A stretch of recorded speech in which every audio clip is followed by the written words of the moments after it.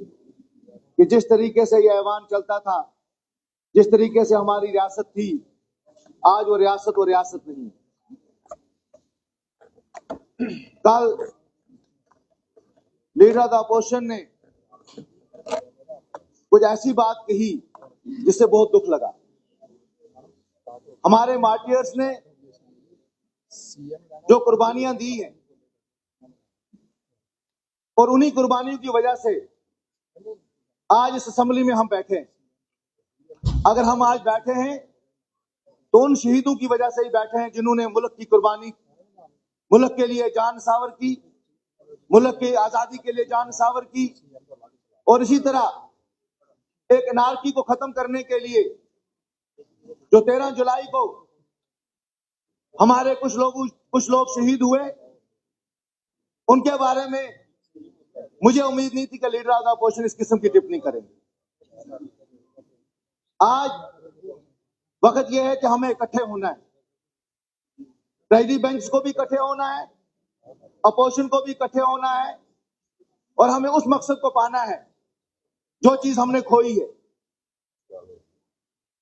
जम्मू और कश्मीर को ताज माना जाता था कि यह हिंदुस्तान का ताज है, लेकिन इस ताज के टुकड़े किए गए, एक लद्दाख बनाया गया और एक जम्मू और कश्मीर के हवाले किया गया। क्यों किया गया? हम 370 की बात करते हैं, वहां से शोर उठता है। इतना क्या था? यह स्टेटस हमें हिंदुस्तान के आईन ने दिया था, यह स्टेटस वहां की कॉन्स्टिट्यूएंट असेंबली ने दिया था, उस पार्लियामेंट ने दिया था, वो हमसे छीना गया। हम 370 की तो बात करते हैं, 371A-B-C जो नॉर्थ ईस्ट को दिया गया है, उनको छीनने की बात क्यों नहीं करते? उनके बारे में क्यों नहीं बात करते हैं? उधर से तो हम जम्मू और कश्मीर को ताज समझते हैं, उधर से हमने इस ताज के 2 टुकड़े कर दिए। आज लद्दाख वाले भी रो रहे हैं, वो भी समझते हैं कि हमने क्या खोया और क्या पाया। लद्दाख हिल डेवलपमेंट काउंसिल इतनी पावरफुल बॉडी थी, उसको इतना पावरफुल बनाया था जम्मू और कश्मीर की इस रियासत ने। और लेकिन आज देखिए, आज लद्दाख कहां पे है? लद्दाख की हिल डेवलपमेंट काउंसिल आज म्युनिसिपैलिटी से भी बदतर है। आज वहां रेजोल्यूशन पास होती है, करगिल वाले जम्मू और कश्मीर के साथ वापस आना चाहते हैं। आज इस हाउस से मैं एक इल्तिजा करना चाहता हूं अपने सब मेंबर से, irrespective of caste, creed, sex, religion and party affiliation, हम सबको इकट्ठा होना चाहिए और उस जम्मू और कश्मीर रियासत को वापस स्टेटहुड दिलवाना चाहिए, जो स्टेटहुड हमसे छीना गया है। आज तक हिस्ट्री में ऐसा नहीं हुआ कि कोई भी रियासत जो है वो यूटी बनी है। पहली मर्तबा हिंदुस्तान के हिस्ट्री में यह हुआ कि हमारी स्टेट को 2 यूटीज में तब्दील किया गया और उसके बाद बातें हुई कि तरक्की लाई जाएगी। ऑनरेबल स्पीकर साहब, कौन सी तरक्की लाई गई? पिछले 7 साल से हमारे रिसोर्सेज, हमारे मिनरल, हमारे यहां से चीजें बाहर दे देगी। क्या यह हमें हक नहीं था? हमारी एम्प्लॉयमेंट, आज हमारा जो नौजवान है, सबसे ज्यादा जो अगर एम्प्लॉयमेंट देखेंगे तो वो जम्मू कश्मीर में है। अनएम्प्लॉयमेंट का ये बुरा हाल है। हमारे पीएचडी स्कॉलर्स, हमारे एमएससी, हमारे पोस्ट ग्रेजुएट जो है वो आज डी एडिक्शन, हम की बात कर रहे थे कल, क्या डी एडिक्शन करेंगे? वो एडिक्ट हो चुके हैं क्योंकि वो अनएम्प्लॉयड है। इस रियासत को एक चीज मिली थी, वो ये थी कि हमारी लैंड, हमारी नौकरियां सिर्फ हमारे नौजवानों को मिलेंगी, वो भी हमसे छीन ली गई। हमारे डेवलपमेंट की बात हुई, स्मार्ट सिटी की बात हुई, किन लोगों ने काम किए? मैं अपने जम्मू वालों से बात करता हूं। हमारे यहां पे रेत के जो जखीरे थे, बाजरी, आज वो भी पंजाब वाले ले रहे। हमें खड़ा होना है, हम सबको खड़ा होना है। अगर हम एक नए जम्मू और कश्मीर को, इस मुस्तकबिल को, इस स्टेट को बचाना है तो हम सबको इकट्ठे होना है और हमें इस रियासत का दर्जा वापस दिलाना है। वो स्टेटस जो हमसे छीना गया है, हम हिंदुस्तान के आईन के अंदर की बात करते हैं, हम हिंदुस्तान के आईन के बाहर की बात नहीं करते। अगर नॉर्थ ईस्ट को 371 एबीसी है तो हमें क्यों नहीं है? अगर उत्तराखंड को वो पावर्स है, हमें क्यों नहीं है? अगर झारखंड को वो पावर्स है, हमें क्यों नहीं है? इसलिए मैं ये खास तौर पे अपने सहवान के अपने मेंबर साहिबान से बोलना चाहता हूं, ऐसा ना हो जाए कि देर हो जाए और आने वाली नस्लें हमें कभी माफ ना करें और इस हालत में हम ना पहुंचे कि आने वाली नस्लें हमें ये इसलिए याद करें कि आप उस हाउस में आए थे जिस हाउस में हमें कुछ नहीं मिला। आज हमें इसी हाउस से इकट्ठे होके गवर्नमेंट ऑफ इंडिया से वो डिमांड करनी है जिसकी उन्होंने ऑलरेडी हमें कहा है कि हम आपको देना चाहते हैं। तो मैं अपने विपक्ष के लोगों से भी कहूंगा, एलओपी लीडर से भी कहूंगा, आइए इकट्ठे चलें, दिल्ली के पास जाएं, दिल्ली दरबार में जाएं और बात करें कि जो वादा सुप्रीम कोर्ट ने किया, जो वादा आपने लोग पार्लियामेंट में किया कि हम आपको एक असेंबली का जो है फुल स्टेटहुड वापस करेंगे। आज 4 महीने हुए हैं, वो स्टेटहुड हमें अभी तक वापस नहीं मिला है। ऑनरेबल स्पीकर साहब, आपके बताए हुए बात पे हमें प्रोग्राम करने चले गए दिल्ली। फाइनेंस के ऊपर दुख हुआ जब वहां पे बात चलती थी, जम्मू और कश्मीर का नाम ही नहीं था। मेरे बीजेपी के साथी मेरे साथ थे, हम एक दूसरे से बात करते थे, कैपिटल की बात आती थी, एक्सपेंडिचर की बात आती थी, हमारा कहीं नामो निशान नहीं होता था। यूटी वालों की बात ही नहीं है। हमें बजट प्रेजेंटेशन करनी है तो पहले दिल्ली से बजट आएगा, उस बजट को देखना है कितना पैसा आएगा, उसके बाद हमारा बजट पास होगा। ऑनरेबल स्पीकर साहब, यहाँ पे मैं जम्मू में पढ़ा हूं, दिल दुखी होता है। यहां ही मेरी आधे से ज्यादा जिंदगी गुजरी है। जो प्यार, जो मोहब्बत, जो शफकत जम्मू की आवाम ने, जम्मू के लोगों ने 1990 के बाद हम कश्मीरियों को दी, लद्दाखियों को दी, वो जो प्यार हमें मिला, लेकिन आज मैं देखता हूं वही मेरा जब जम्मू आज उजड़ा हुआ है। आज वो बाजार सुनसान है। हम खुश हुए कि हमें सांबा से फ्लाईओवर मिला, लेकिन वो फ्लाईओवर हमारे यहाँ नौजवानों को, हमारी यहाँ इकोनॉमी को तबाह करके गया हुआ है। ऑनरेबल स्पीकर, वो फ्लाईओवर से लोग आएंगे, माता वैष्णो माता पहुंचेंगे, वहां दर्शन करेंगे, गाड़ी में फिर बैठ के फिर वापस चले जाएंगे। पहले लोग आते थे वैष्णो देवी माता के दर्शन करते थे, एक दिन जम्मू रुकते थे, दूसरे दिन वो माता के दर्शन करने जाते थे, तीसरे दिन वो वापस आके रघुनाथ मंदिर भी जाते थे, बावे वाले मंदिर भी जाते थे। हमारा जो है पिलग्रिमेज टूरिज्म टोटल खत्म हो चुका है जम्मू का। ऑनरेबल स्पीकर, मैं आपके माध्यम से ये बात याद कहना चाहता हूं कि याद रखें कि हमारी आने वाली नस्लें, अगर हम आज इकट्ठे नहीं हुए, हमें इकट्ठे होना है, हमें उस जम्मू और कश्मीर को वापस लाना है, उस जम्मू और कश्मीर को वापस बनाना है और उसको बनाने में ऑनरेबल चीफ मिनिस्टर साहब का साथ देना है। हम जानते हैं कि ऑनरेबल चीफ मिनिस्टर साहब इसका किस मुसीबत से गवर्नमेंट चला रहे हैं। ड्यूअल पावर स्ट्रक्चर चल रहा है।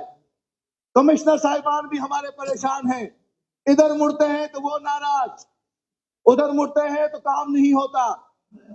अभी तक ये डिसाइड नहीं हुआ है कि कोर्ट ट्रांसफर कहां से करेगा।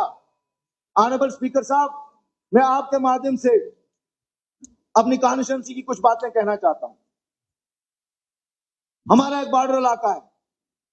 मैं चाहता हूं कि जिस तरीके से टूरिज्म को बढ़ावा दिया जा रहा है, मेरे उड़ी को भी बॉर्डर टूरिज्म के नक्शे में लाया जाए। मेरे उड़ी में सबसे ज्यादा इको टूरिज्म में जो है मारखोर जो है वो पाया जाता है, जो सबसे ज्यादा जो मारखोर जो है वो उड़ी में ही पाया जाता है, लिम्बर वाइल्ड लाइफ सेंचुरी में। वहां पिलग्रिमेज टूरिज्म भी है, बाबा गाजी नाब है, बाबा फरीद है, बाबा रंगी इमाम है, इन तीनों को मिला के बॉर्डर टूरिज्म को फरोग दिया जाए। ऑनरेबल स्पीकर साहब, मैं आपके माध्यम से चीफ मिनिस्टर साहब से यह कहना चाहता हूं कि एक जमाने में उड़ी में ट्रांस बॉर्डर ट्रेड चली थी और इस्लामाबाद में टीआरसी सेंटर बना था, लेकिन वो टीआरसी सेंटर आज डिफंक्ट है क्योंकि वहां पे ट्रेड बंद है।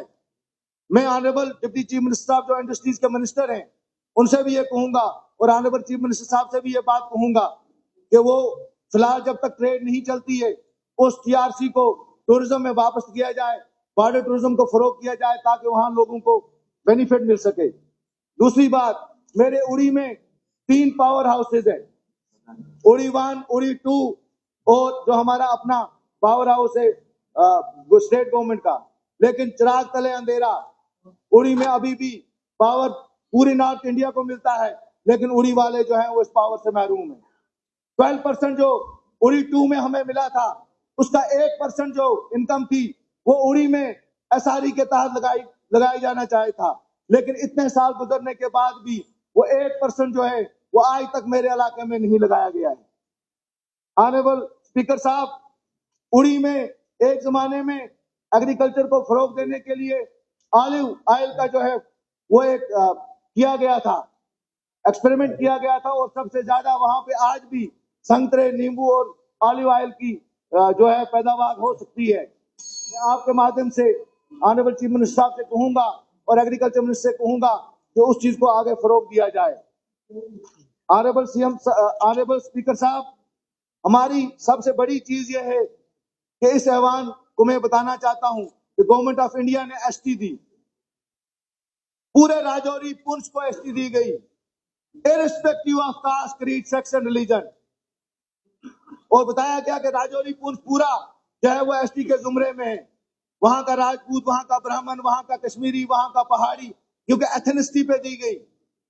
राजौरी पुंछ को पूरा एसटी दिया गया, करना को पूरा एसटी दिया गया, केरन को किया गया, लेकिन मेरे उड़ी में चुन चुन के कुछ लोगों को बताया जाता है कि आपको एसटी नहीं मिलेगा। मैं आपके माध्यम से इस हाउस को बताना चाहता हूं, चीफ मिनिस्टर साहब को, कि जिस तरह राजौरी पुंछ को, करना, केरन को, उसी तरह सब डिवीजन उड़ी को भी होल एज एसटी दिया जाए, क्योंकि वहां पे जो आखिरी गांव है मेरा, एक तरफ पाकिस्तान है, एक तरफ पुंछ है, पहाड़ियों का फर्क है, वहां अगर कोई रहता है उसको कहा जाता है कि तुम्हें नहीं मिलेगी। इस किस्म की डिस्क्रिमिनेशन मैं नहीं चाहता हूं कि मेरे इलाके में हो। मैं आखिर में आपका शुक्रिया अदा करता हूं कि आपने मुझे टाइम दिया, शुक्रिया। मेहर अली साहब 2 मिनट चाहते हैं शेर, मैं 3 मिनट देता हूँ। शुक्रिया सर, बहुत बहुत शुक्रिया, मैं आपका बड़ा शुक्रगुजार हूँ, आपने मुझे 2 मिनट दिए। सर, यहाँ टनल की बात हुई, रोडों की बात हुई, हर बात हुई, पर सर एक मसला बड़ा अहम है, वो ये मसला है कि सर देवसर कॉन्स्टिट्यूंसी से 3 आदमी 12 फरवरी से लापता है, मिसिंग है। रियाज अहमद बजाज, शौकत अहमद बजाज, मीर अहमद अवान। तो सर मेरी इस हाउस से ये गुजारिश है कि लोग बड़े परेशान हैं, बड़े परेशानी का हाल है लोगों में सर, इनके बड़ा यही नाजुक मसला सबसे ज्यादा है कि इनकी किसी न किसी तरीके से इनकी जो मिसिंग रिपोर्ट है उसका कुछ पता किया जाए सर। बहुत बहुत शुक्रिया sir. Thank you very much. बुले साहब, आपके 4 मिनट है।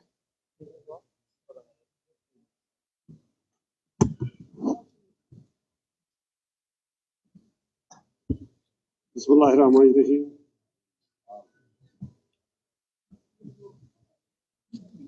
मैं शुपियान कानपुर से जीत के आया हूँ। बड़ी सुनामी थी कश्मीर में भी, तब भी लोगों ने मुझ पर भरोसा किया, और ये बहुत बड़ी बात है कश्मीर में इन हालातों में इलेक्शन जीता बहुत बड़ी बात होती है अपने आप में। स्पीकर साहब, आज बहुत लोगों ने बहुत कुछ बातें की है, किसी ने हिस्ट्री दोहराई, किसी ने ज्योग्राफी दोहराई। मेरे ख्याल में ज्यादा पीछे जाने से हमें बेहतर है कि हम आगे का सोच करें, ज्यादा से ज्यादा आगे की तरफ देखें। हमारे कांग्रेस के नेता ने भी परसों अपने स्पीच में कहा कि हमने ही सब कुछ किया, लेकिन अगर हम असली हकीकत की तरफ नजर डालें, सबसे ज्यादा नुकसान हमें कांग्रेस ने ही दिया है।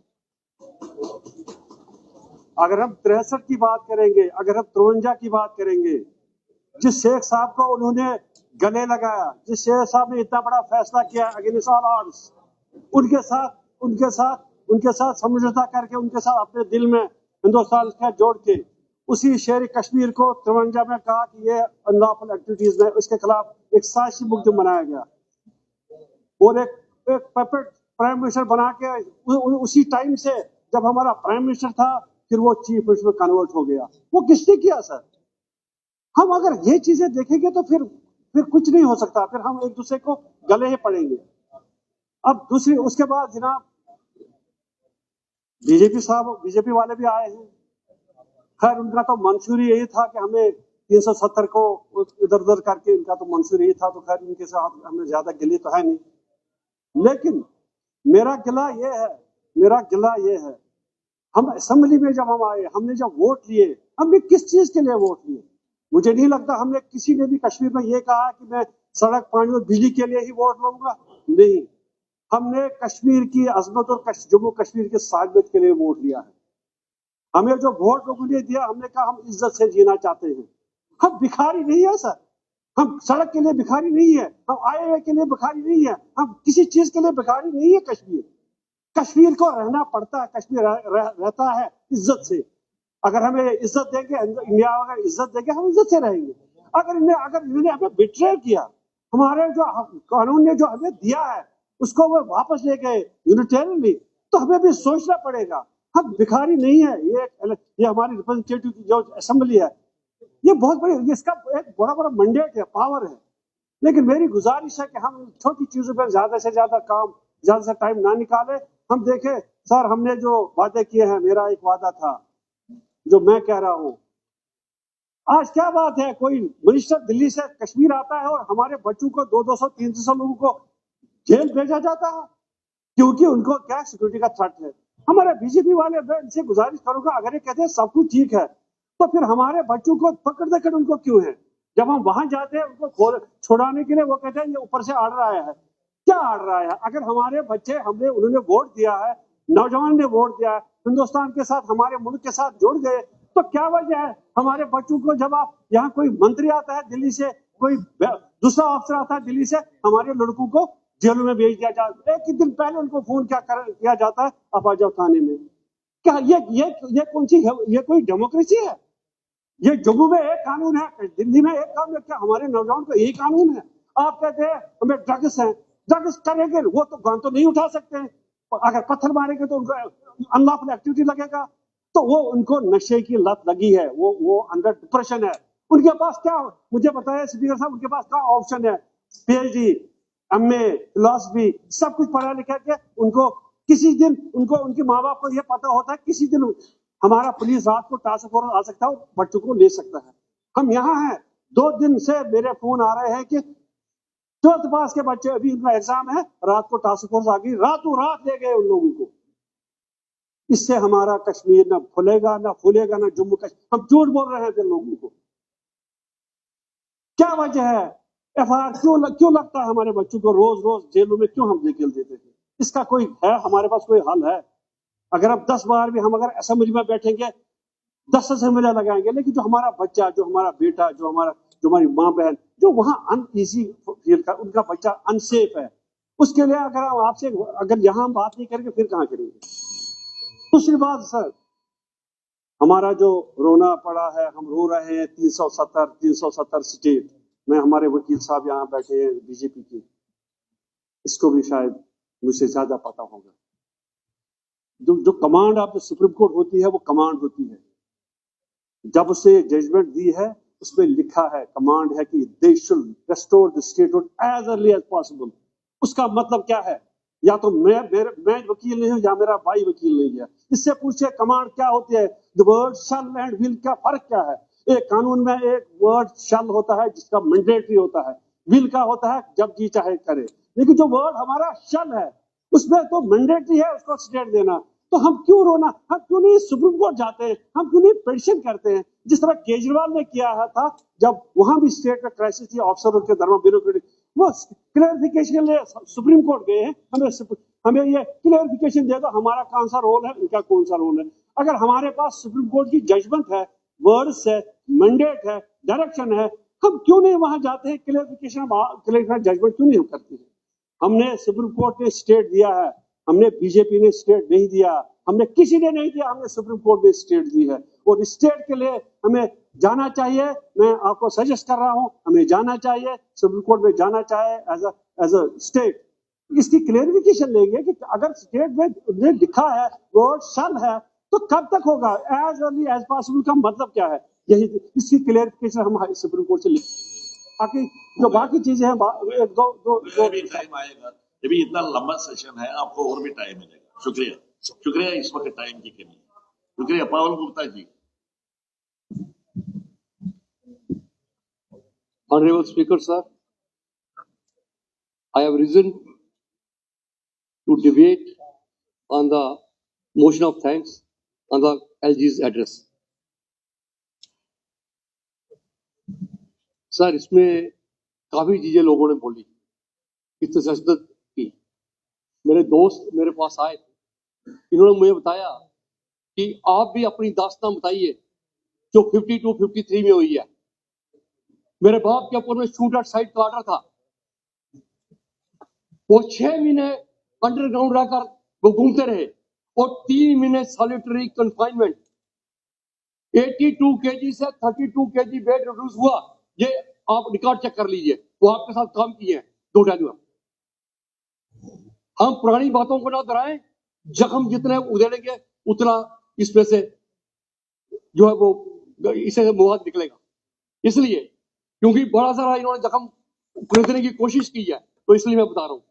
सर, मैं क्योंकि काफी मैटर जो है इन लोगों ने बोल दिया है, मैं सिर्फ एक बात करूंगा कि this governor's address, I regret to state that this has not stated anything regarding daily wages of various departments, especially PHE, PDD, and so many other departments. Sir, what about the midday meal cooks or chief secretary is here? I am drawing a salary of 1,60,000, including all allowances. एक chief secretary drawing a salary of 3 lakh rupees, और हम 900 रुपए के अंदर में उससे हम काम ले रहे हैं। Is it not human? ये inhuman नहीं है? क्या हम मिनिमम वेजेस को वायलेट नहीं कर रहे हैं? We have become the biggest violator of the minimum wages in this country. Minimum wages act came in 1937. Payment of wages came in 1947. That was while the India was under the British rule. आज हम 75 साल की आजादी के बाद में भी minimum wages को वायलेट कर रहे हैं, और मैं पूछना चाहता हूं, हम झूठी हैं। झूठी के अंदर में दिल्ली का जो मिनिमम वेजेस का रेट है वो 500 समथिंग है, और हमारे को 300 रुपया दिया जा रहा है वेजेस का। मैं एरिया सी की बात कर रहा हूं, अगर मैं एरिया बी पे और ए पे जाऊंगा वो आपका 700 रुपए तक पहुंचेगा। That is for the unskilled labour. जो आपके कैब खोलने वाला है, लाइनमैन है, he comes under semi skilled labour. क्या आपने उनके लिए कुछ किया? इसके अंदर में there is no mention. Sir, इसमें फॉरेस्ट के डेली वेजेस हैं, कैंपा में लगे थे, पहले पे मिलती थी 28-29 दिन की, और ये फॉरेस्ट वाले मिनिस्टर बैठे हैं इधर, शायद इनके संज्ञान में मैं लाया था एक बार, इनको अब पे कर दी गई है 21 दिन। मतलब इनको हम 6700 रुपया या 5200 रुपया कोई कई महीनों का दे रहे हैं। इसलिए इसकी और आप देखिए। एनवाईसी वर्कर्स डिजिग्नेशन क्या है? पीए टू डीसी, तनख्वाह क्या है? 2500 रुपया। क्या हम इस सदन में बैठकर equal wages and equal pay, उसका तो सत्यानाश हमने किया, पर हमने मिनिमम बेसिक को भी कहीं का नहीं छोड़ा। हमको जितने लोग इधर बैठे हैं, वी शुड फील शेम कि हम कितना उनका शोषण कर रहे हैं, कितनी एक्सप्लॉयटेशन हो रही है उनकी। सर, इसके अलावा आपकी पूरे डिपार्टमेंट्स में मार्च 2015 को एक ऑर्डर निकला था कि डेली वेजर कोई आदमी नहीं लगा सकता। हर साल हर डिवीजन से 150-100 आदमी रिटायर हो गया। आज डिवीजन खाली पड़े हैं। सर, नौकरी के लिए कोई प्रोविजन नहीं है। अब जल जीवन मिशन कहां आपका कामयाब होगा? 20 किलोमीटर में एक आदमी पानी खोलने जा सकता है? नहीं जा सकता। Sir, there is a extreme poverty of manpower in all these departments. इस extreme manpower की जो poverty है, how you are going to address this problem? Sir, you can address this. पहले तो आपके पास में लैंड ओनर्स केस आए हैं 2016 से लेकर 18 तक, उनको आपने क्यों नहीं डिसाइड किया? उनको सर डिसाइड कराइए, ये मैं कहना चाहता हूँ। सर इसमें आपके पास में वैकेंसीज हैं, पोस्ट हैं, टीचर की पोस्ट है, 1250 पोस्ट मेरे डिस्ट्रिक्ट में खाली है, 1250 टीचर्स की पोस्ट, और हम करते हैं रेशलाइजेशन। एक टीचर को एक जगह उठा के दूसरी जगह भेजते हैं, दूसरी जगह से हमारे को फोन आता है। This is a way we are acting. 2016 के बाद में कोई एम्प्लॉयमेंट ही नहीं हुई टीचर्स की। यही हाल हर डिपार्टमेंट का है। सर बाकी मैं ये कहूंगा कि इसमें ये जो JJM के टेंडर हुए हैं, मैं नहीं चाहता कि हाउस कमेटी क्या कर सकती है। We are all non technical people, we can't do anything, but whosoever engineers were there at the helm of yours, why did they choose the inferior specifications of pipes? Sir एक GI pipe जो आप लगा रहे हैं light grade की, उसकी life है 10 to 15 years. एक मीडियम ग्रेड की लगाते हैं, उसकी है 15 to 25 ईयर्स, और हैवी ग्रेड की है 25 से 40 साल। और अगर आप DI पाइप लगाते हैं डक्टाइल की, उसकी लाइफ है 120 साल। मैं समझ नहीं आया मेरे को आज तक कि ये लाइट ग्रेड की पाइप लगाते हैं, शहरों में पाइप लगा रहे हैं, एक पाइप लगाने के लिए जितना खर्चा आता है उसको गली को उखाड़ के उसको ठीक करने में, और लोग गंदा पानी पीते हैं। सर ऐसा है, अगर आपने हर एक को टाइम दिया, you don't allow me to speak, I will sir नहीं सर ऐसा है sir, only 5 speakers from the BJP have spoken, and then allow me sir, if you don't allow me to speak, then sir I will sir आप मेरी बात सुनो ना, गुजारिश सुनो भाई। सर मैं कहता हूँ जो मैं देख रहा हूँ, मैं गिन नहीं रहा हूँ कितना नहीं बोला, मैं टाइम देख रहा हूँ किस पार्टी ने कितना लिया। आप सुनो ना मेरी बात, कोई बात नहीं, आप 1 मिनट में काम शुरू करें, 1 मिनट आपको हो जाए। सर आपके लीडर भी बोलना चाहते हैं। नहीं सर लीडर को टाइम दीजिए, leader is entitled for time. Sir इन्होंने 370 में बात किया कि 370 टूटा, किसने तोड़वाया? वो कौन लोग थे जिन्होंने तोड़वाया? ये क्यों आपके स्टॉप में आया? आपने इसको सेंस ऑफ एलिनेशन फॉस्टर किया, आपने लोगों के अंदर में अलगाववाद की भावना पैदा की। आपने एक minute I have not spoken, I have not interrupted, let me say whatever I want to से।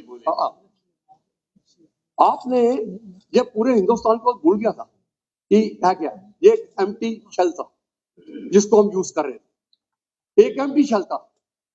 ये तारिक आमिर साहब के वर्ड है लास्ट असेंबली में, पर आई में इसलिए आया कि हमने continuously we started demanding autonomy, we travel to self rule, then we travel to independent state, then we started talking of a theocratic state. What was the solution? Solution was you are a separate state, you are a separate nation, you are not a state within a state. आपको अब इस issue को लिए supreme court में इन्होंने कहा था we have got a best constitution of India. इन्होंने इसमें कहा था कि हमारे पास में ये कुछ प्रॉमिसेस थे, बट उन्होंने कहा ये सारे प्रॉमिसेस जो थे ये एक टेम्परेरी अरेंजमेंट था, इसको हमने किया। सर 35 ये इसलिए हटा क्योंकि वो डिस्क्रिमिनेटरी नेचर था, जेंडर डिस्क्रिमिनेशन थी उसके अंदर में बाल मिल्की के साथ डिस्क्रिमिनेशन थी, और वेस्ट पाकिस्तान के साथ डिस्क्रिमिनेशन थी, उसके साथ में गोरखा के साथ डिस्क्रिमिनेशन थी। सर पहले आपको पता नहीं है, पहले सुनो नहीं सर ऐसा है कि तारिक आमिर साहब ने कहा उनका फैक्स खराब हो गया। तारिक आमिर साहब, फैक्स तो किसी का भी खराब हो सकता है, पर नहीं यार छोड़ो यार, पहले आप क्या इकट्ठे होकर 56 MLA जा नहीं सकते थे? पर उस वक्त आपको ये आइडिया नहीं था कि आपको लगता था, NC को लगता था कि अगली बार पावर में मैं आ रहा हूँ, PDP को लगता था मैं आ रहा हूँ, और कांग्रेस को लगता मेरे बगैर सरकार नहीं बनेगी। आप लोग लड़े झगड़े और आपने मौका दिया। इंट्रोस्पेक्ट करो अपने आप को। नहीं और यार मेरी बात सुनो, मैं आपके बीच में बोला, शट अप। नहीं let me conclude। मैं आपसे ये कहना चाहता हूँ, मैं आपसे यह कहना चाहता हूँ, जिस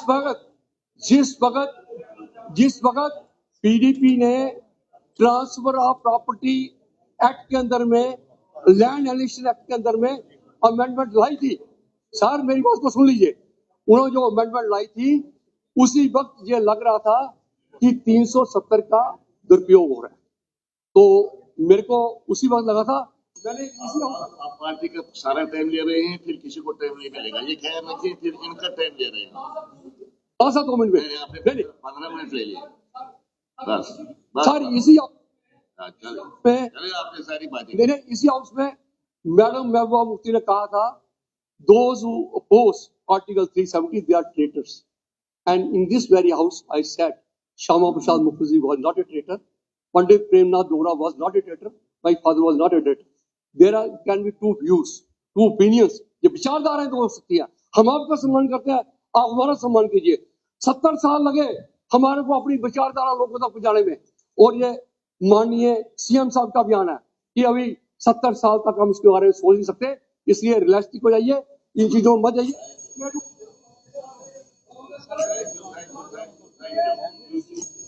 थैंक यू।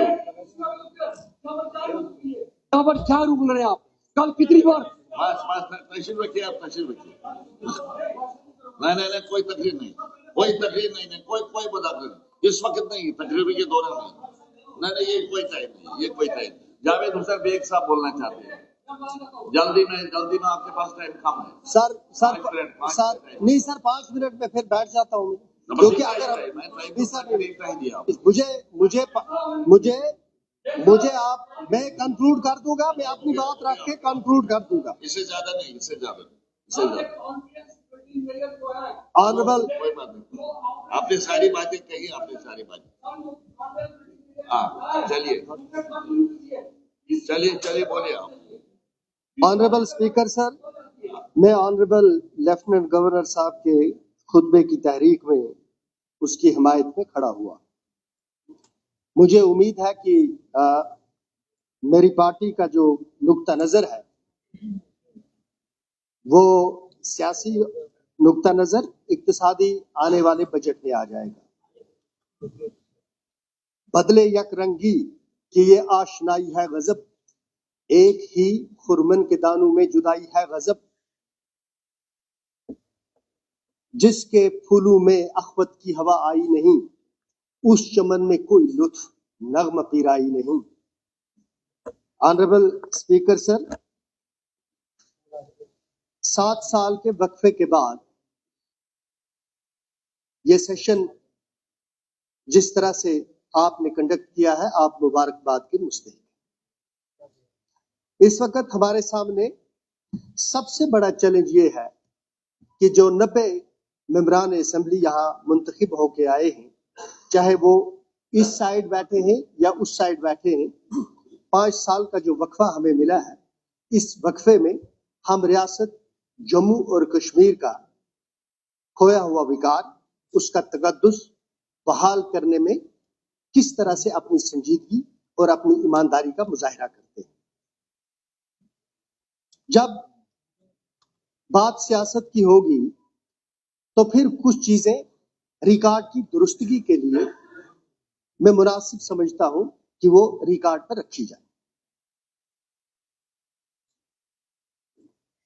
जुलाई 1948 में 1947 में ये फैसला हो गया था कि पार्टीशन होगा, और एक बहुत बड़े दानिश्वर ने कहा है, पठानिया साहब, the partition of India was a massive exercise in human misery, कि हिंदुस्तान की तकसीम दुनिया की तारीख में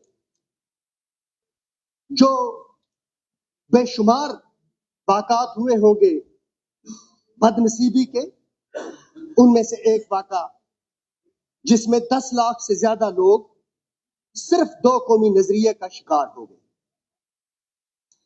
3 रियासतें ऐसी थी, प्रिंसली स्टेट्स, जूनागढ़, हैदराबाद और जम्मू और कश्मीर, जिन्होंने 15 अगस्त 1947 में उस वक्त के हिंदुस्तान के साथ इल्हाक नहीं किया था। Let me speak sir please. इनमें से 2 रियासतें ऐसी थी जहां हिंदू पॉपुलेशन थी, मुसलमान हुक्मरान थे, और एक रियासत जम्मू कश्मीर वो थी जहां महाराजा यहाँ के हुक्मरान थे लेकिन पॉपुलेशन यहां ज्यादा मुसलमानों की थी। जूनागढ़ जहां से हमारे होम मिनिस्टर साहब आते थे, उसने पाकिस्तान के साथ इल्हाक का फैसला किया, लोगों ने रिबेलियन कर दिया, हुक्मरान पाकिस्तान भाग गया और जूनागढ़ हमारे मुल्क का हिस्सा रह गया। हैदराबाद वालों ने फैसला किया कि हम आजाद रहेंगे, फौज कशी हुई, हैदराबाद हमारे मुल्क का हिस्सा बना। यहां के महाराजा ने हिंदुस्तान के साथ इल्हाक नहीं किया। 11 अगस्त 1947 को स्टैंड स्टिल एग्रीमेंट जिन्ना साहब के साथ महाराजा साहब ने किया। उसके क्या मुहर्रकात थे, कभी फुर्सत से उस पर बात होगी, लेकिन स्टैंड स्टिल एग्रीमेंट उनके साथ हुआ। क्या वजह थी कि 15 अगस्त तक, जो कि माउंटबेटन ने कंडीशन रखा था प्रिंसली स्टेट्स के सामने कि 15 अगस्त तक सारी प्रिंसली स्टेट्स या हिंदुस्तान या पाकिस्तान का हिस्सा बनेंगे। 15 अगस्त तक क्योंकि हरि सिंह साहब ने हिंदुस्तान के साथ इल्हाक नहीं किया, तो मुझे उम्मीद है कि ऑनरेबल अपोजिशन के लीडर जब इस वक्त यहाँ खड़े होकर बात करेंगे तो वो इस नुक्ते की वजाहत करेंगे कि वो कौन सी वजूहात थी कि जिनकी बुनियाद पर 15 अगस्त 1947 तक महाराजा हरि सिंह ने हिंदुस्तान के साथ या पाकिस्तान के साथ इल्हाक नहीं किया था। जब पाकिस्तान की गलती की वजह से पाकिस्तान ने यहां रेडर्स दाखिल किए और हमारा हिंदुस्तान के साथ इल्हाक हुआ, इल्हाक सिर्फ 3 चीजों पे हुआ, डिफेंस पे हुआ, कम्युनिकेशन पे हुआ और फॉरेन अफेयर्स पे हुआ। ये वो 3 चीजें थी जिन पर हमारा इल्हाक हुआ।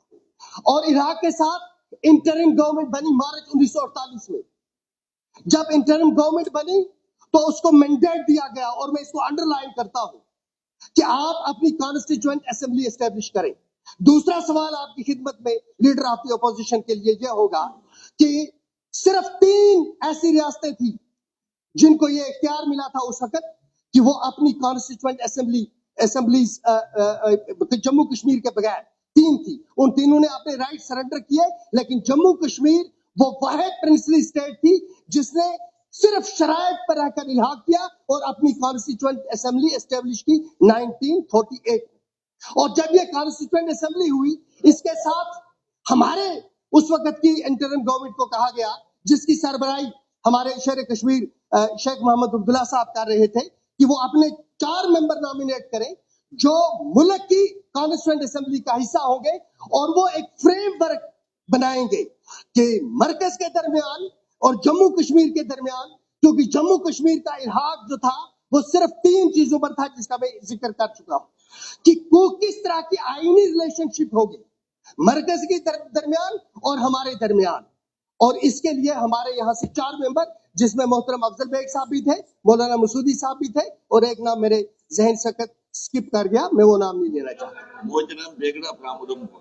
ये जब ड्राफ्ट कमेटी की मीटिंग हुई, 5 महीने, गालिबन 5.5 महीने तक ड्राफ्ट कमेटी की मीटिंग्स जो है वो अक्सर जो उस वक्त के होम मिनिस्टर थे पटेल साहब, उनके घर में हुई।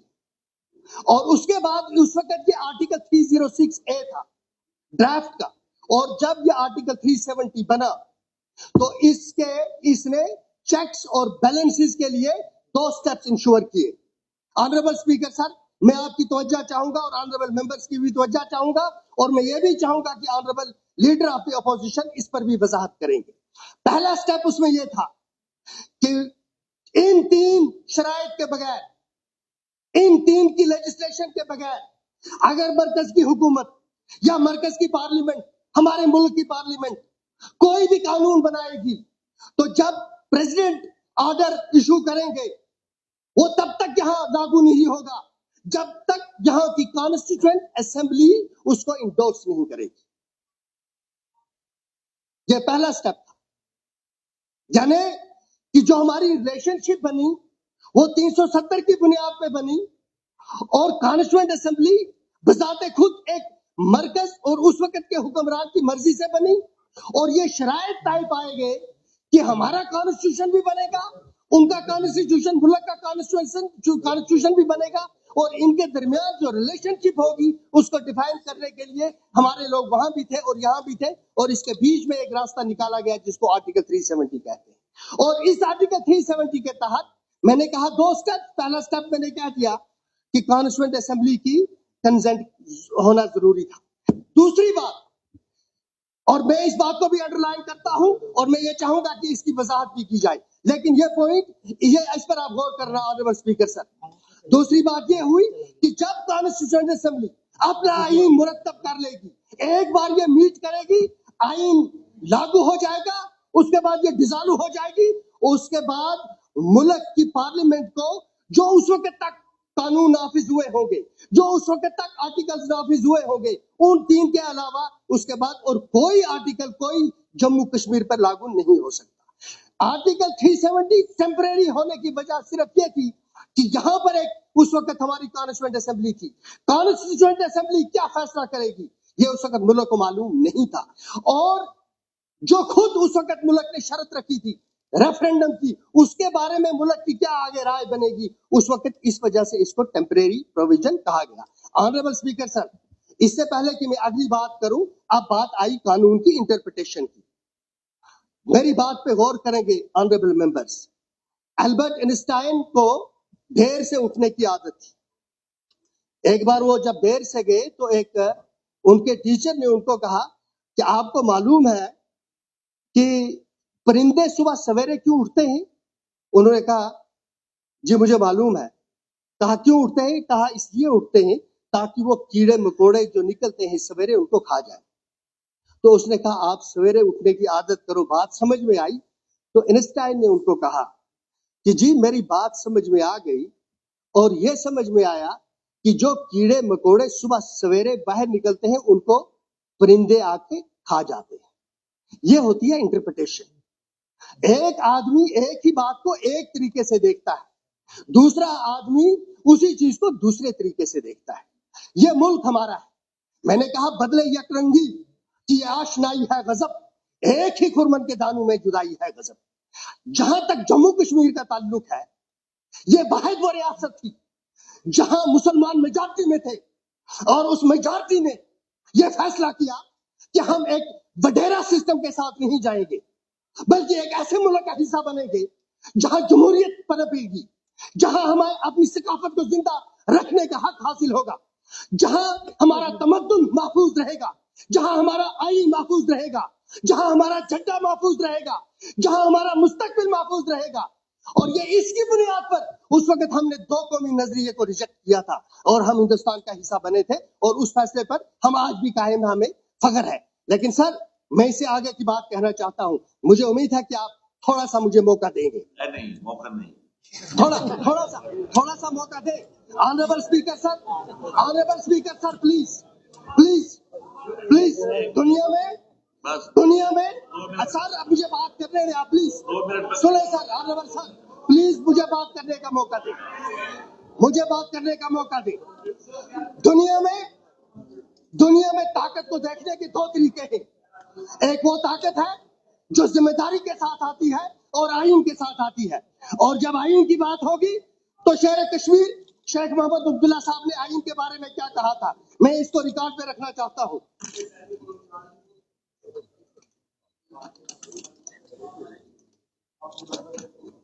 26 जनवरी 1968, respect for the rule of law, the independence of judiciary, the integrity of the electoral process are all sought to be guaranteed by the Indian Constitution. Yet it must all times be remembered that the Constitution provides the framework, and it is for the men who work it to provide it life and meaning. अब आखिर पर मैं conclude करने से पहले बताता हूं sir, आईन को चलाने के 2 तरीके हैं। एक तरीका है कंसेंसस, एक तरीका है आईन का अपना स्पिरिट, और एक तरीका है परिंदों और उनकी कहानी कि दुनिया में कई कौमों के लिए सिर्फ एक कानून प्रिवेल करता है, और वो कानून होता है माइट। और जहां माइट चले वहां जम्मू कश्मीर के हुकूक की तकाजा करने के लिए इस हाउस को इकट्ठा होना पड़ेगा और हम यहाँ से एक पैगाम देना चाहते हैं, ऑनरेबल प्राइम मिनिस्टर साहब को पैगाम देना चाहते हैं, अपने मुल्क की पार्लियामेंट को पैगाम देना चाहते हैं, ऑनरेबल जो भी हमारे इस वक्त वहां सुप्रीम कोर्ट में चीफ जस्टिस है उनको भी हम यहाँ से पैगाम देना चाहते हैं कि जम्मू कश्मीर के लोगों ने कभी भी हिंदुस्तान को हिंदू और मुसलमान की नजर से नहीं देखा है। हमने इस मुल्क को हमेशा एहतराम की नजर से देखा है। हमने अपने रिश्तेदार, अपने वर्कर, अपने सिपाही, चाहे वो हिंदू था, मुसलमान था, सिख था या ईसाई था, उसको कुर्बान किया है ताकि इस मुल्क की राज रहे। हम पर शक न करें, हम पर भरोसा करें, हम पर एतमाद करें और उसका पहला कदम यह होगा कि जम्मू कश्मीर का रियासत का दर्जा बहाल किया जाए। और मुझे उम्मीद है कि वो पहला कदम होगा, एक रियल हीलिंग टच जिसको कहते हैं, वो जब वो हो जाएगा तो इंशाल्लाह मुल्क तरक्की के रास्ते पे गामजन होगा, रियासत तरक्की के रास्ते पे गामजन होगी और यह हाउस अपना खोया हुआ विकार और मुकाम फिर पाएगा। बहुत बहुत शुक्रिया honourable speaker sir. Sunil Sharma जी।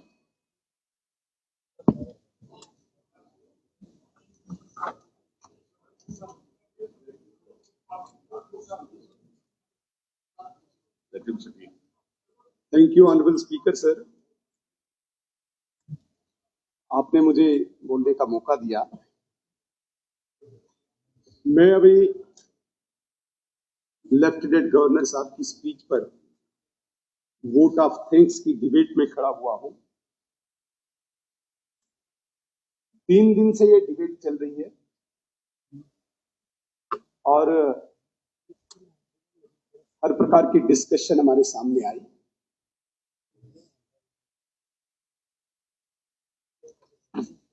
मैक्सिमम ऑनरेबल मेंबर्स ने अपनी भावनाएं यहां पे प्रकट की। एक ऐसा पवित्र ऑगस्ट हाउस है जहां पे जम्मू कश्मीर की अवाम की भावनाओं को प्रकट किया जा सकता है। तो ठीक है, विचार अलग अलग है, विचारों की लड़ाई है, लेकिन बहुत सारे इश्यूज पे हमें आपस में इत्तेफाक भी है, विशेषकर डेवलपमेंट को लेकर, जम्मू कश्मीर की तरक्की को लेकर।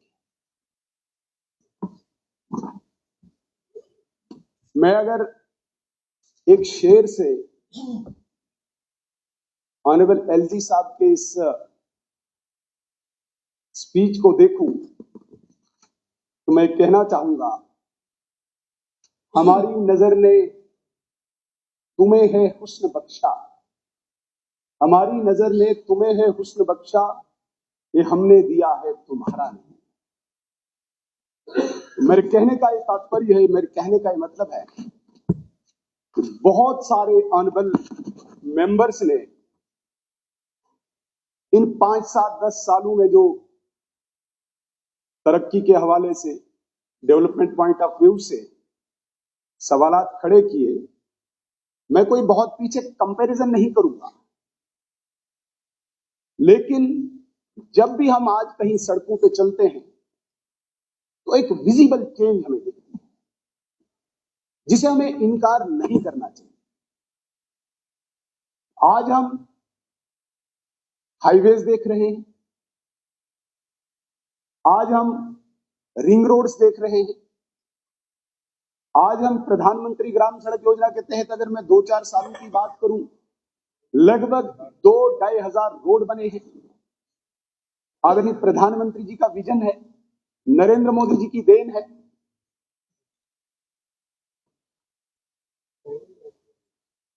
मैं थोड़ी सी जानकारी इस हाउस में रखना चाहूंगा। अभी 13 जनवरी को सोनमर्ग टनल का उद्घाटन हुआ। बहुत सारे लोग कहते हैं कि मोदी जी ने क्या किया। सोनमर्ग टनल,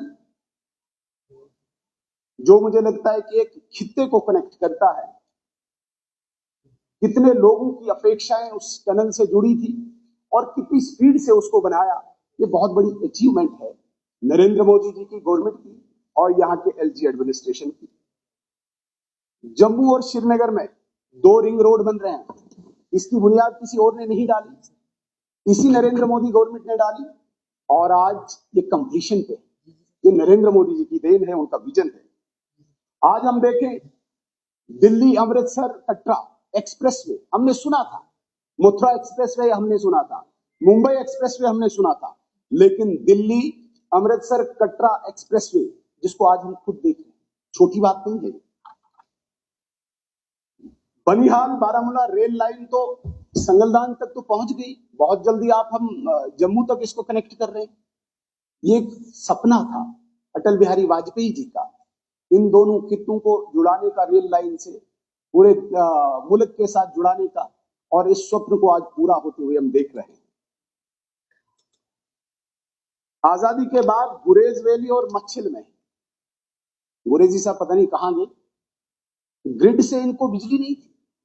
पहली बार नरेंद्र मोदी जी की देन है मच्छिल जैसे दूर दराज क्षेत्र में और गुरेज वैली में आज ग्रिड के द्वारा बिजली पहुंची है।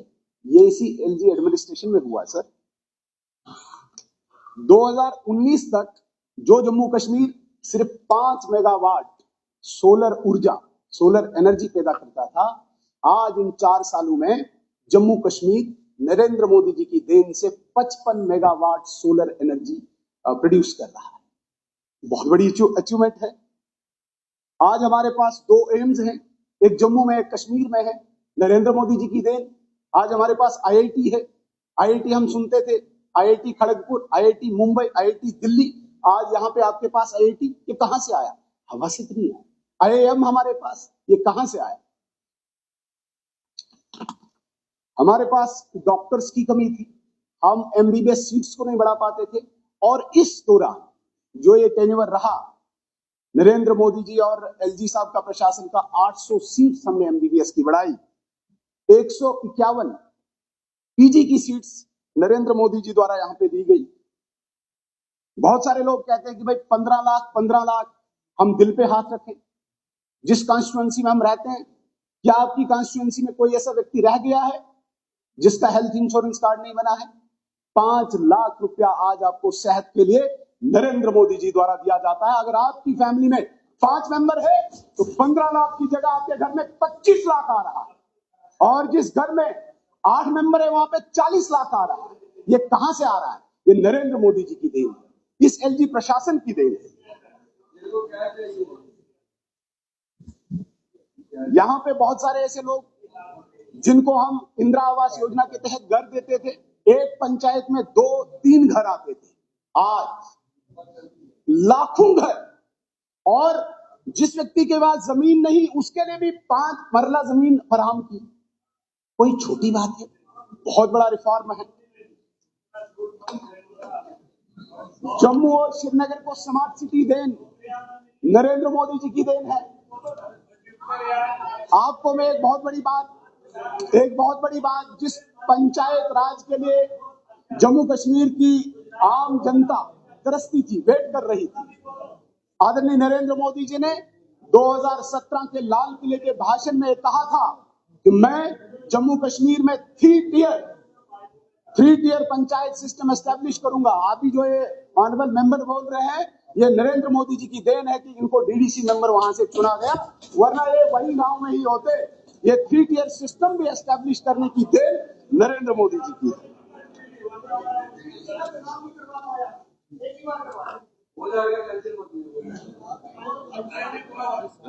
मोदी जी के नेतृत्व में आज वेस्ट पॉक रेफ्यूजीज को, पीओजेकेज को, वाल्मीकिस को, गुजर बकरवाल को दर्जा मिला है, रिजर्वेशन मिली है।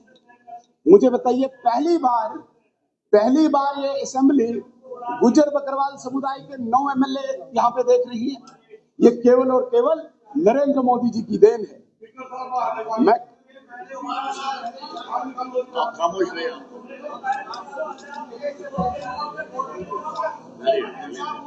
कहना चाहूंगा मैं ऐसे कई अचीवमेंट्स यहाँ पे गिना सकता हूँ जो नरेंद्र मोदी जी की देन है। अगर आज आप देखें, एजाज जान साहब, अभी सीएम साहब ने बोलना, अगर आप मुझे इंटरप्ट करेंगे हम भी इंटरप्ट करना जानते हैं, ऐसा नहीं समझे। इतना अच्छा ये हाउस चल रहा है, एक व्यक्ति तो ये है ही, इसको करार दे दो। बोलिए बोलिए लेकिन नेशनल कॉन्फ्रेंस, आप तो रूलिंग में हो, आप ऐसा नहीं करो। बोलिए बोलिए।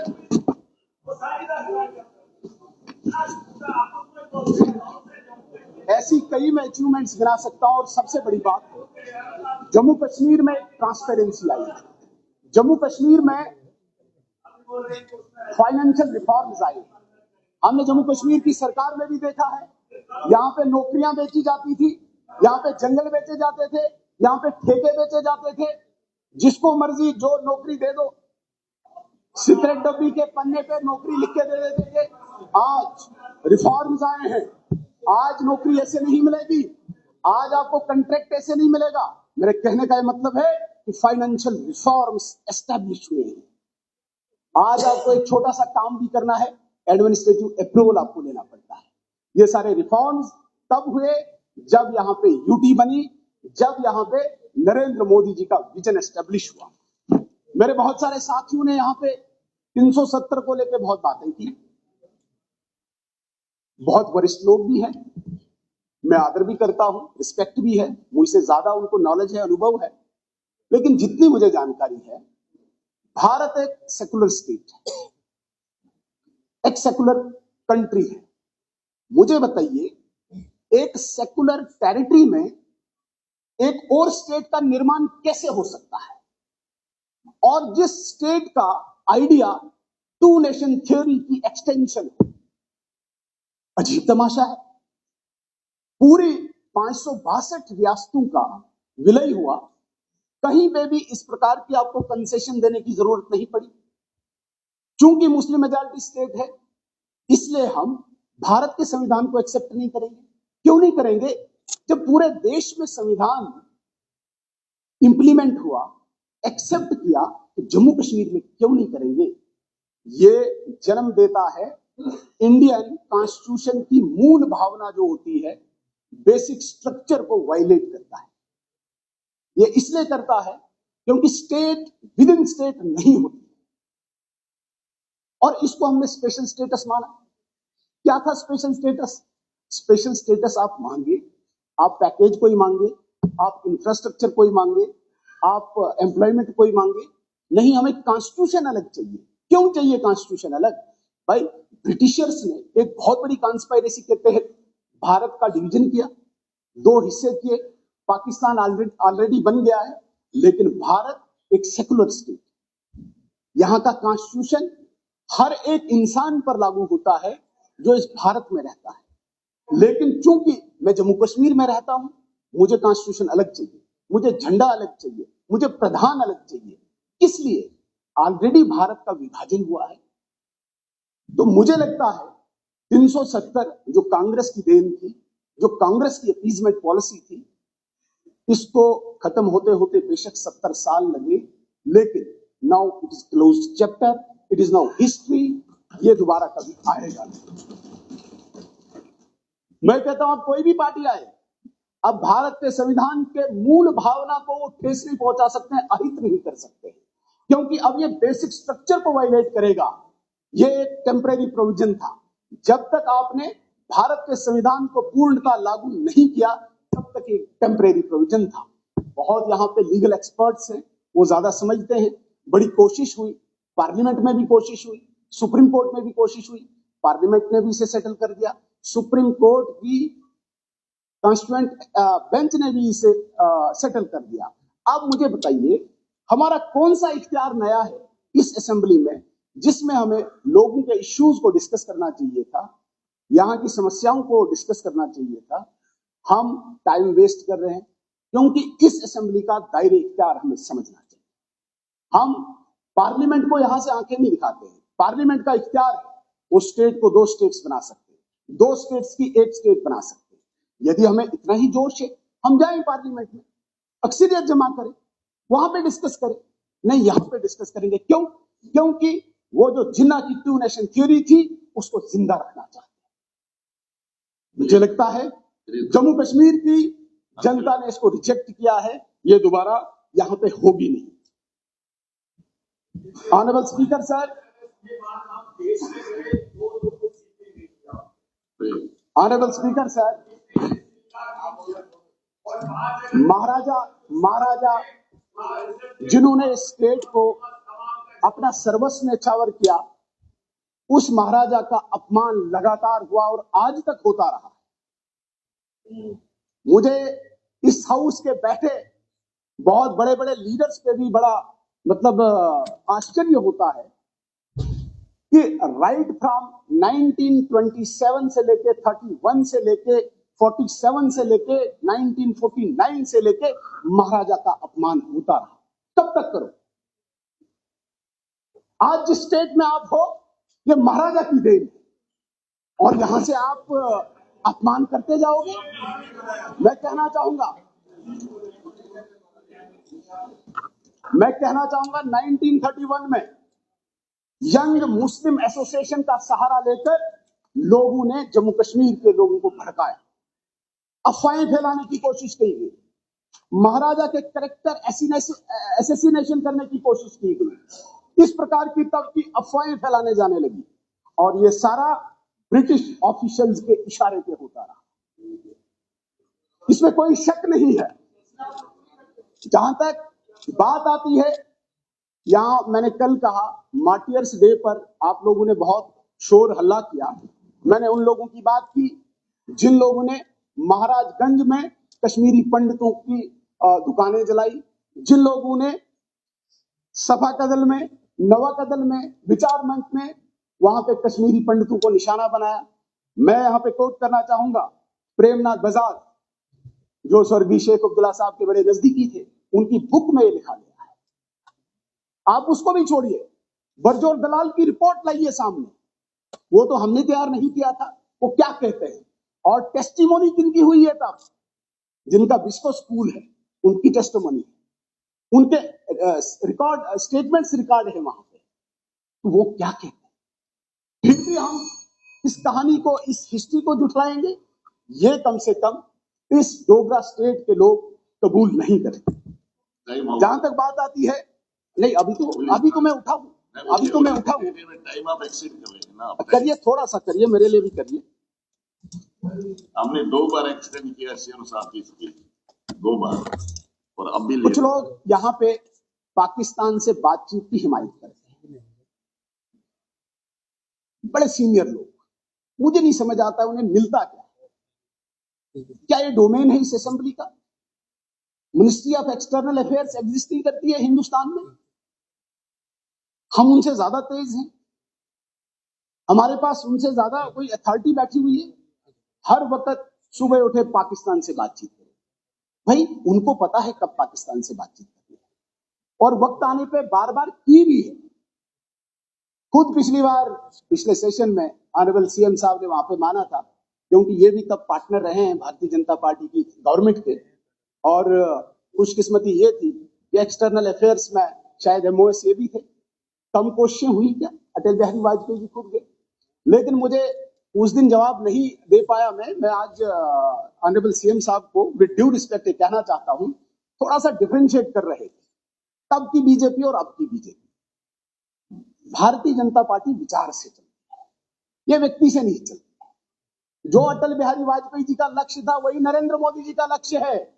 फर्क सिर्फ इतना है कि वो पिता की भूमिका में थे और ये पुत्र की भूमिका में है।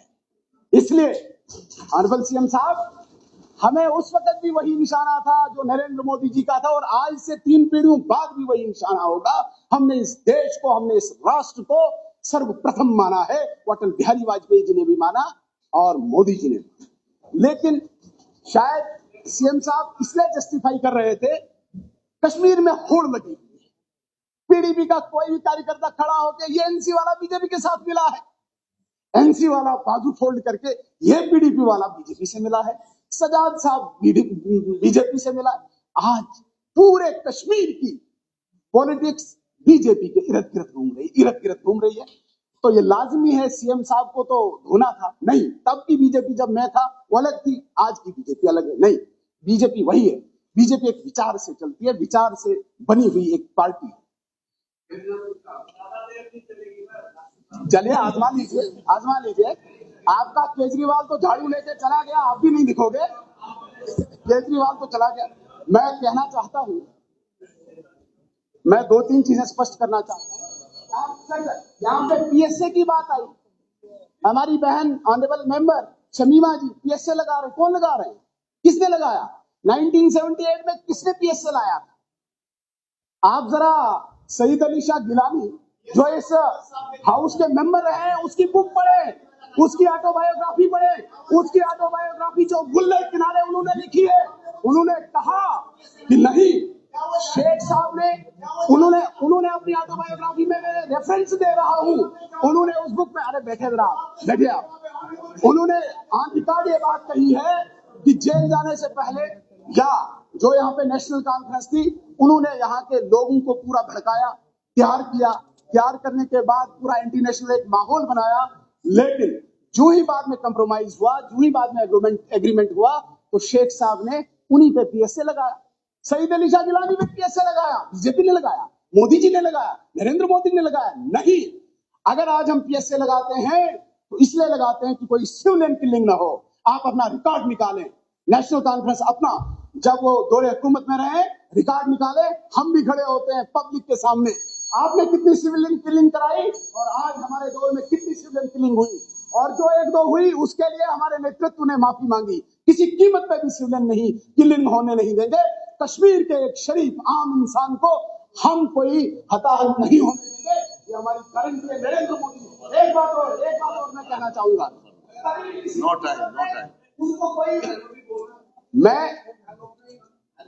मैं एक बात इस पूरे हाउस को कहना चाहता हूँ, साथियों, जितने भी यहाँ पे पीएससी की बात करने वाले हो, आप केवल उन 200-400 लोग जो पीएससी में हैं उनकी बात करते हैं।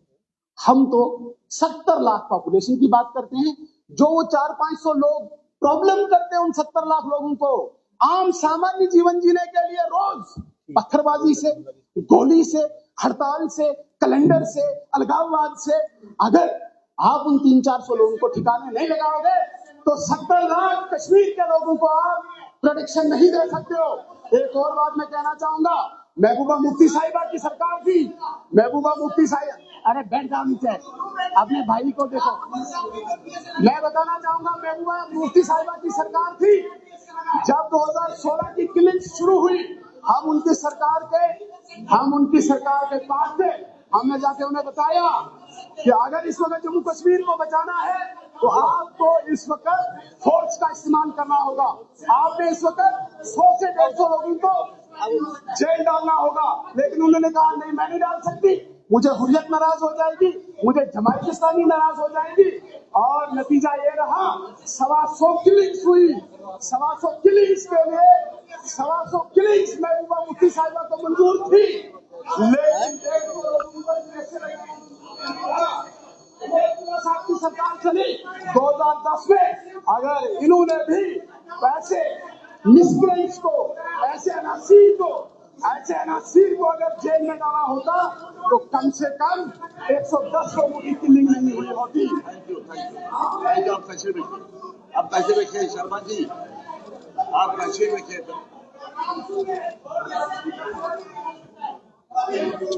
आप तशरीफ हो गया।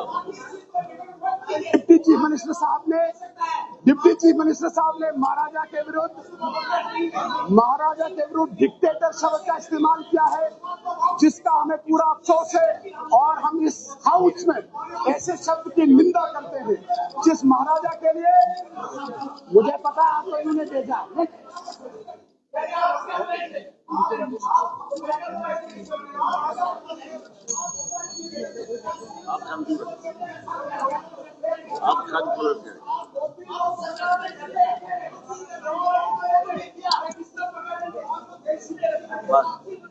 बस कैलकुलेट करिए आप शर्मा जी।